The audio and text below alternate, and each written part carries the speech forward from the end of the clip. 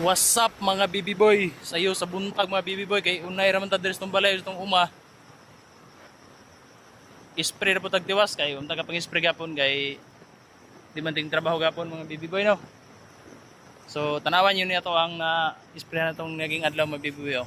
So, similuya na sa mga dagway mga baby boy ha. Tawa. Mga similuya na kinapupurma na. Green pa na siya, green pa pero padung na matay. Kato, patay na, laya na oh. Na siya sa ato ang gibutang chemical. Kung Texicon herbicide ug tupurde, gisagol nako. Nga gahapon mabibi boys no paglaglaag na gyapon tay na pala. Hapon tay daw so one man ta mag-uuma man ta taga bukid man ta. Oh. Nanguha ko similyas kamuti mga bibi boy para inig na mga bibi boy bibi girl mula ag dire. Mga pila ka bulan na natin mapakaon. Tanawa. Oh.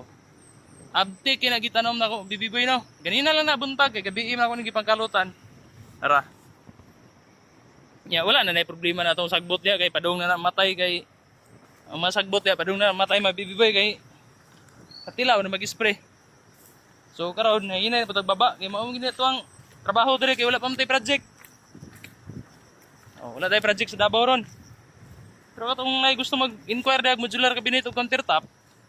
Pwede rin po no, PM mo skuha, kaya ito ang po nagkotisyonan. Para, basin dahil mag-go, di, napot tayo daw. Ang mga nisalig dahil, bina itong mga architect, engineer, mga kontraktor. Naghandag-hanap, biyag umikir po sa Davao, pero basin dahil.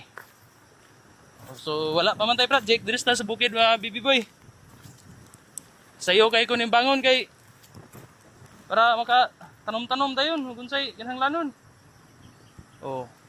So karon mo na niya ko ang tiwas unon spray kato dito na sa baba kato kana na magkumpol sa kahoy kana na ug kanang kalubihan sprayhan ako na kay para hinlo kay mga karon mga pila ka adlaw pagkupras buta kana na may kuprasonon pud mga bibi pa kay kayo.